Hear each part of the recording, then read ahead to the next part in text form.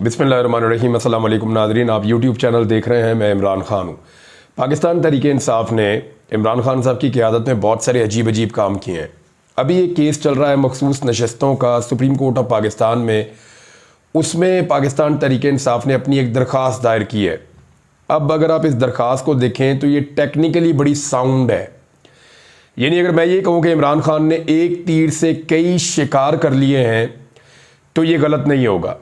मैं इस दरख्वास्त के बारे में आपको कुछ फैक्ट्स बताऊंगा और आपको अंदाज़ा हो जाएगा कि इस दरख्वास्त ने कादी फ़ायद ईसा साहब और जो एक फुल कोर्ट बेंच बना हुआ है उनके लिए कहाँ मुश्किलात और आसानियाँ पैदा कर दी हैं, इलेक्शन कमीशन के लिए कितनी बड़ी मुश्किलात पैदा कर दी हैं, फॉर्म 47 के ऊपर बनने वाली हुकूमत के लिए और इस्टेब्लिशमेंट के लिए कितनी मुश्किलात पैदा कर दी हैं। मैं सिर्फ इसको पढ़ के आपको बताऊंगा और साथ साथ आपको बताता जाऊंगा कि एक्चुअली तहरीक इंसाफ ने किस तरह पूरे निज़ाम को बांधा है इस दरख्वास्त के ज़रिए से। दरख्वास्त कहती क्या है? ये चेयरमैन बैरिस्टर गौहर अली ख़ान ने मखसूस नशस्तों के बारे में मुकदमे में फ़रीक बनने के लिए सुप्रीम कोर्ट में दरख्वास्त दायर कर दी। दरख्वास्त में कहा गया कि सुप्रीम कोर्ट के रूबरू मुकदमे की समाअत के दौरान इलेक्शन कमीशन ने PTI से मुताल्लिक कुछ ऐसी बातें की जो दर हकीकत दुरुस्त नहीं है और इसका मुनासिब जवाब आना बहुत ज़रूरी है ताकि मामले को दुरुस्त अंदाज में देखा जा सके। इस्तदा है कि पाकिस्तान तहरीक इंसाफ को मुकदमा में शामिल होने की इजाज़त दी जाए ताकि मामले में अदालत की मावनत की जा सके। यानी तहरीक इंसाफ कह रही है कि इलेक्शन कमीशन गुमराह कर रहा है अदालत को और कुछ ऐसी बातें कर रहा है जो गलत है, और वो बातें भी तहरीक इंसाफ के मुताल्लिक है और केस अदालत में चल रहा है। तो तहरीक इंसाफ का ये हक बनता है, यानी उन्होंने जवाब दिया कि हमारा इसलिए हक बनता है कि हमारे खिलाफ गलत बयानी हो रही है और हम वहाँ जवाब देने के लिए मौजूद नहीं है। और कादी फ़ायद ईसा साहब ने टेक्निकली बार बार कहा कि तहरीक इंसाफ तो है ही नहीं हमारे सामने, तो फिर हम क्यों उनकी बात करें या उनके बारे में बात करें ही क्यों, या उनके बारे में फ़िक्रमंद होने की ज़रूरत नहीं है क्योंकि वो तो यहाँ मौजूद ही नहीं है। तो अब तहरीक इंसाफ ने वो जवाब ख़त्म कर दिया कि जी हम आ गए, हम मौजूद हैं, हमारे बारे में बात हो रही है तो हमें भी सुना जाए ताकि अदालत की मावनत हो सके। मज़ीद कहा गया कि इस सारे मुकदमे का दारोमदार आइन के आर्टिकल 51, उसका एक झेली आर्टिकल है 6D और E इसके ऊपर है। और मज़कूरा आर्टिकल ये कहता है, जिसके बारे में बता रहे हैं, आइन का आर्टिकल 51 और उसका आगे झेली जो आर्टिकल है 6D और E, इसमें यह कहता है कि सियासी जमातों को मखसूस नशस्तें मुतनासिब नुमाइंदगी की बुनियाद पर मिलेगी। यानी जो जितनी सीटें जीतेगा उस हिसाब से उसको मखसूस नशस्तें मिलेगी। कौमी असम्बली की तमाम नशस्तों को अगर 100% कहा जाए तो जो भी 40% सीटें तक अपने अपने मुतल्लिका रिटर्निंग अफसरान के पास जमा कराने का कहा गया। लेकिन सुप्रीम कोर्ट ने इसी दिन पेशावर हाई कोर्ट के 10 जनवरी के फैसले के खिलाफ इलेक्शन कमीशन की दरखास्त पर रात गए तक समाअत की 13 जनवरी को, और समाअत के दौरान यह देखते हुए कि हाई कोर्ट का फैसला मुमकिना तौर पर कलअदम हो जाएगा, उसने PTI के लिए खतरनाक सूरत पैदा कर दी। क्योंकि यह इम्कान पैदा हो गया कि अब PTI के उम्मीदवारों को मुश्तरका इंतखाबी निशान ही नहीं मिलेगा, सबका अलग अलग निशान हो सकता है।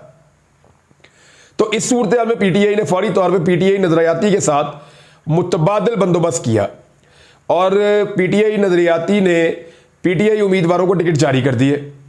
PTI की तरफ से अपने उम्मीदवारों को PTI नजरियाती के टिकट हलफनामे के साथ मुतल्लिका रिटर्निंग अफसरान के पास जमा कराने का कहा गया। ये इंतजाम इसलिए किया गया ताकि PTI उम्मीदवार एक मुश्तरका इंतखाबी निशान पर इलेक्शन लड़ सकें। अब वो बल्लेबाज का निशान आ गया तहरीक इंसाफ नजरियाती का, उनके साथ सेटलमेंट होगी पाकिस्तान तहरीक इंसाफ की, और वोटर की कोई जो बहुत बड़ी तादाद है वो अपने हक के रायदही से महरूम ना हो जाए, वोटर गुमराह ना हो, एक ही निशान हो पूरे मुल्क में जाके उसके ऊपर वोट डाले। PTI के बहुत से उम्मीदवारों ने मुकर्रर वक्त से पहले PTI नजरियाती के टिकट हलफनामे समेत अपने अपने मुतल्लिका रिटर्निंग अफसरान के पास जमा कर लिए। लेकिन ऐन उसी वक्त PTI नजरियाती के चेयरमैन कौमी टेलीविजन पर नमूदार हुए और PTI नजरियाती के टिकटों से लाताल्लुकी जाहिर कर दी कि जनाब हमने तो टिकट ही नहीं दिए। वो याद है आपको, अचानक PTI नजरियाती के चेयरमैन आए, उनके मुंह पे चपेटों के निशान भी थे गालिबन, और वो बहुत परेशान थे, घबराए हुए थे। वो सारी दुनिया को आइडिया था ये क्या हो रहा है। बहरहाल उन्होंने आकर कहा जी मेरा कोई तल्लक नहीं है, मैंने कोई टिकट नहीं दिए। तो जब उन्होंने ये किया, इलेक्शन कमीशन ने भी तमाम रिटर्निंग अफसरान को हदायत जारी कर दी कि जिन उम्मीदवारों ने पीटीआई से ताल्लुक का हलफनामा दिया है इनकी तरफ से पीटीआई नजरियाती के टिकट मंजूर ना किए जाएं। उन्होंने कहा जी पहले ये पीटीआई के साथ ताल्लुक का हलफनामा सारे लोग दे चुके, लिहाजा इलेक्शन कमीशन ने उस वक्त ये कहा था कि एक उम्मीदवार दो पार्टियों से ताल्लुक नहीं रख सकता, लिहाजा नजरियाती वाला फारग कर दिया था उन्होंने। इलेक्शन कमीशन के खत के बाद पीटीआई उम्मीदवारों ने नजरियाती के टिकट और हलफनामे वापस करके पीटीआई के टिकट जमा करवा दिए। बहुत से उम्मीदवारों के टिकट रिटर्निंग अफसरान ने उनकी फाइल के रिकॉर्ड का हिस्सा बनाया और बहुत सारों ने नहीं बनाया, या इलेक्शन के जो एक फैसला सुप्रीम कोर्ट का आ रहा था उसके साथ उस हालत के सामने रख दिया। अब ये अवाम की मर्जी से वो कह रहे जी इनकार किया जा रहा है, ये एक धौंस और धांधली है और रियासत के आईनी और कानूनी ढांचे में तरमीम का खतरा सर पे मंडला रहा है।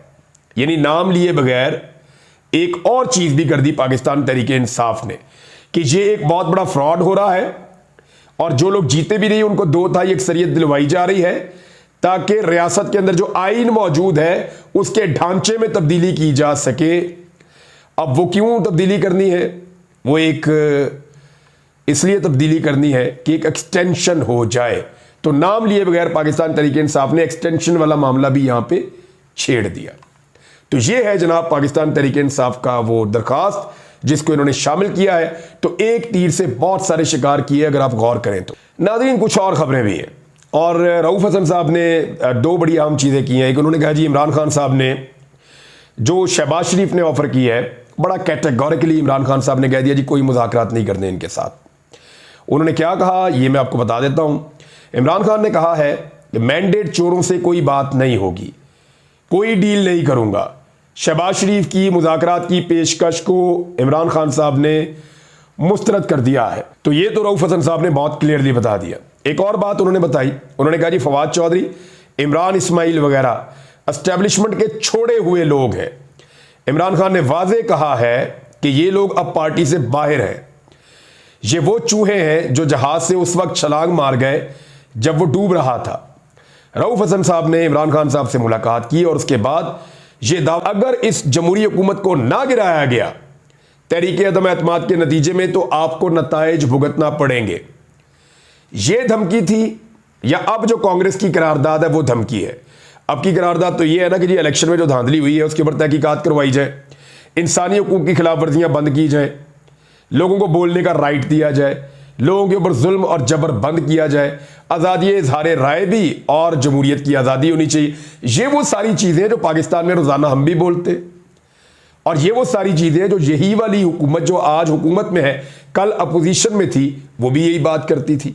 इसको आप धमकी नहीं कह सकते, इसको आप एक ऐसा मुतालबा कह सकते हैं जो जमहूरी है और पाकिस्तान का आइन भी इसके लिए सपोर्ट करता है। तो ये जो मौलवी हज़रात हैं ताहिर अशबी साहब वगैरह, ये पहले चुप थे जब धमकी लग रही थी और आज धमकी नहीं लग रही तो इन्होंने रोला डाला हुआ है और ये स्टेटमेंट पे स्टेटमेंट दे रहे हैं कि पाकिस्तान भी करारदाद लेकर आए। पाकिस्तान लाए करारदाद, फिर देखते हैं क्या होता है। नाज़रीन जो अज़्म इस्तेहकाम ऑपरेशन है ना उसके हवाले से कुछ डेवलपमेंट्स हैं, मैं वो आपके साथ शेयर करना चाहता हूँ। फजल रहमान साहब ने भी कबायली जरगा बुलाया है, कुछ और स्टेटमेंट भी आ रहे हैं, गवर्नमेंट ये बता रही है कि इस ऑपरेशन में करना क्या है। तो एक्चुअली ये सारा मिलाकर होने क्या जा रहा है इसके ऊपर नेक्स्ट वीलॉग में बात कर लेंगे। अब तक के लिए इतना ही, अपना ख्याल रखिएगा, अपने इस चैनल का भी। अल्लाह हाफिज़।